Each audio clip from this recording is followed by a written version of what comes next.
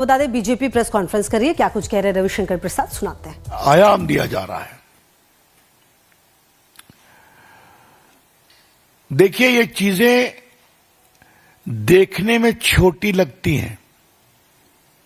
क्या हुआ, सिर्फ 4% रिजर्वेशन तो दिया है गवर्नमेंट कॉन्ट्रैक्ट में, लेकिन छोटी छोटी चीजें बड़ी बनती हैं। अब देख लीजिए, शाहबानो हुआ, शाहबानो के बाद 3 तलाक हुआ, बीच में राम जन्मभूमि में मंदिर निर्माण की बात हुई। ये सारी पार्टियां अपोज करती रही, कोई बदलाव नहीं हुआ। देश में काफी बदलाव हो गया। भाजपा कहां से कहां पहुंच गई।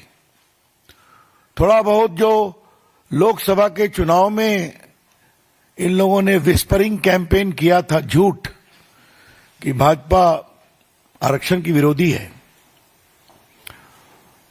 तो उसका कुछ असर हुआ। जनता को मालूम हो गया कि ये झूठ है। तो देखिए, क्या हरियाणा, क्या महाराष्ट्र और क्या दिल्ली, जनता ने जबरदस्त दबाव दिया, क्योंकि जनता नरेंद्र मोदी को कमजोर होते नहीं देखना चाहती, जो देश का विकास हो रहा है। बार बार हारने के बावजूद इनके हालत नहीं सुधरते। भाजपा की ओर से, हम भाजपा के राष्ट्रीय मंच की ओर से ये बहुत जिम्मेवारी के साथ कहना चाहते हैं, ये सब राहुल गांधी के इशारे पर हो रहा है। The BJP would like to emphasise categorically with some sense of responsibility that this reservation in Karnataka has been extended under full patronage and approval of Rahul Gandhi. Siddhar Maiya does not have the courage, not the political capital to announce on its own. ये हम बताना चाहते हैं। तो ये जो vote bank में competitive politics चल रही है, तो राहुल गांधी को लगता है मुझसे आगे बढ़े, लीड करे। वैसे राहुल गांधी जी कहां हैं? मैंने सुना है फिर वियतनाम गए। देवेंद्र बाबू, आपने दिखाया था कि वो जनवरी में भी वियतनाम गए थे ना, 10 मार्च को, जहां तक याद है। तो नया साल भी वियतनाम है, वियतनाम में होली भी वियतनाम में। मुझे भी बताया गया कि लगभग 22 दिन उन्होंने वियतनाम में समय दिया है। इतना समय तो अपनी कॉन्स्टिट्यूंसी में नहीं दिया, रायबरेली में उन्होंने। लेकिन राहुल गांधी को एकाएक वियतनाम से इतना प्यार हो क्यों गया है? अब तो विपक्ष के नेता है ना, उनकी उपलब्धता होनी चाहिए ना हिंदुस्तान में। हम वियतनाम देश का बहुत सम्मान करते हैं, लेकिन ये सवाल तो पूछना पड़ेगा कि राहुल जी को वियतनाम से क्यों प्यार हो गया है। वो विपक्ष के नेता है ना, गंभीर सवाल है। Rahul Gandhi needs to explain his extraordinary fondness for Vietnam. Do we all respect that country? The PM also went there. But the frequency of his visit to Vietnam is very curious, ये हम कहना चाहेंगे। ये बात मैंने जो बताई कर्नाटक के मामले में, छोटी छोटी बातें बड़ी बनती हैं।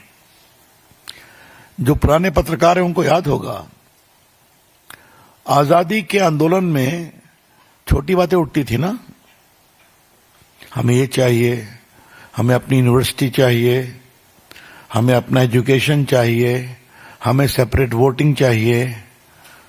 Ultimately led to what? Division of India. छोटी बातें इस तरह से बड़ी होती हैं। और जिस प्रकार से कांग्रेस पार्टी इस कॉम्पिटिटिव वोट बैंक पॉलिटिक्स में और मुस्लिम अपीसमेंट पॉलिटिक्स में रोज एक नया नया पैमाना बना रही है, वो देश के लिए खतरा है, ये हम कहना चाहेंगे।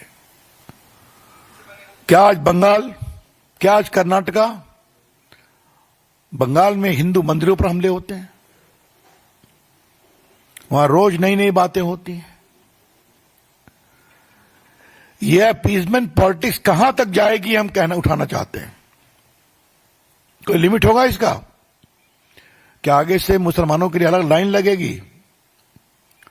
ये टिकट लेना है रेलवे का, सिनेमा का, रिजर्वेशन का, तो उसमें भी रिजर्वेशन होगा क्या?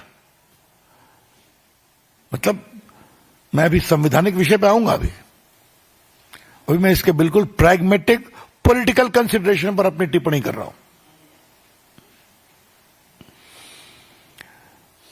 और फिर कहूंगा, मैंने संसद में भी कहा है 2 बार इसको, इतनी बार हारे हैं, कहां से कहां पहुंच गए, फिर भी समझते नहीं हैं और सवाल अपने को संभालते भी नहीं है। न समझते हैं न संभालते हैं। ये पूरा वोट बैंक पॉलिटिक्स का कितना बड़ा ग्रिप है उनके ऊपर, ये हम कहना चाहते हैं। बीजेपी इसका विरोध करती है और करेगी। आपको याद होगा कि आंध्र प्रदेश में 4% रिजर्वेशन दिया गया था। आंध्र प्रदेश हाईकोर्ट ने उसको क्वॉश कर दिया। मैटर सुप्रीम कोर्ट में कॉन्स्टिट्यूशन बेंच में पेंडिंग है, क्योंकि religious based reservation is not permissible under the Indian constitution. ये जो संविधान की बात बार बार करते हैं, उसमें स्पष्ट लिखा हुआ है सोशल बैकवर्डनेस, एजुकेशनल बैकवर्डनेस। उसमें तो हर जात के लोगों को देते हैं, अच्छी बात है, ओबीसी को भी देते हैं, मुस्लिम समाज के भी ओबीसी को आप दे सकते हैं, लेकिन सीधा गवर्नमेंट कॉन्ट्रैक्ट में हम देंगे 4% रिजर्वेशन, ये टोटली अनकॉन्स्टिट्यूशनल है। और आपको मालूम है कि सुप्रीम कोर्ट ने क्या इंदिरा शॉने केस हो या बाकी केसेस में कई बार कहा है। अभी देखिए, कलकत्ता हाई कोर्ट ने क्वॉश कर दिया था reservation on ground of religion. Supreme court में आया, वो मैटर पेंडिंग है। सुप्रीम कोर्ट ने क्या कहा था कि 9 दिसंबर 2024, reservation must not be based on religion, says supreme court to West Bengal.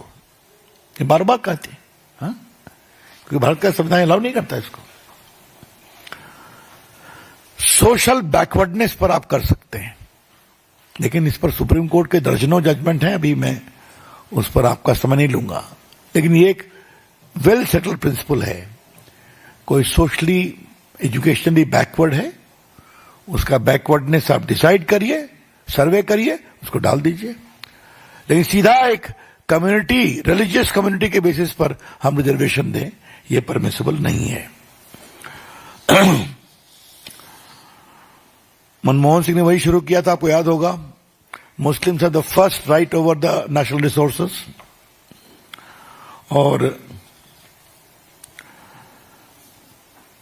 Rahul Gandhi तो उनसे भी आगे कह गए कि कांग्रेस मुसलमानों की पार्टी है। अमेरिका में कहा था कि मुस्लिम लीग सेक्युलर पार्टी है। मित्रों, आज देश के सामने हम दूसरी बात कहना चाहते हैं, और बड़ी कृपा होगी अगर आप इसको अपने तरीके से बताएं और दिखाएं। इस देश में 2 धाराएं हैं। एक धारा है मौलाना आजाद की, अब्दुल हमीद की, एपीजे कलाम की, उसके बाद रहीम रसखान, मलिक मोहम्मद जायसी की, अशफाकुल्ला खान की। एक धारा ये है, और दूसरी धारा तो आप जानते ही हैं, जिन्ना चले गए, जिन्ना की पॉलिटिक्स करने वालों को छोड़ गए।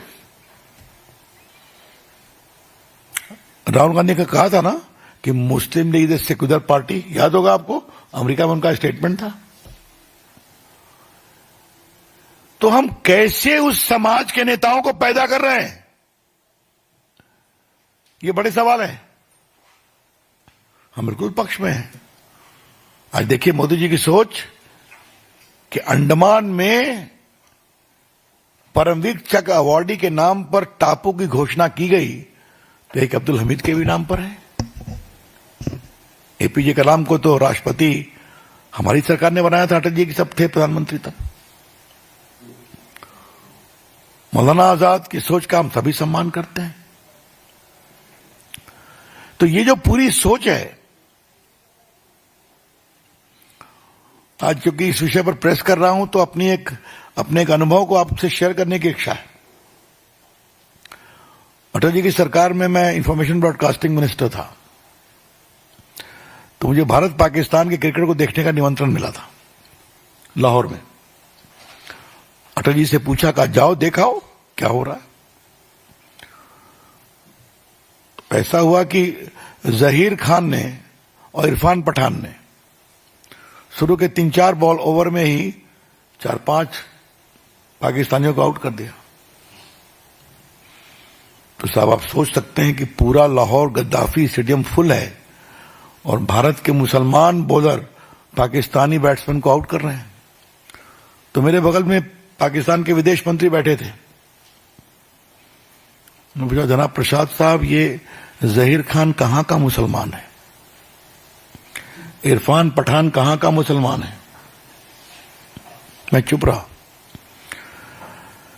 फिर वो इलाहाबाद का अपना मुस्लिम प्लेयर था, नाम मैं भूल रहा हूं, मोहम्मद कैफ, वो बैटिंग में आया, उसने एक ओवर में 2 छक्के मारे, दूसरे ओवर में 2 छक्के मार दिया, 66 रन बनाया।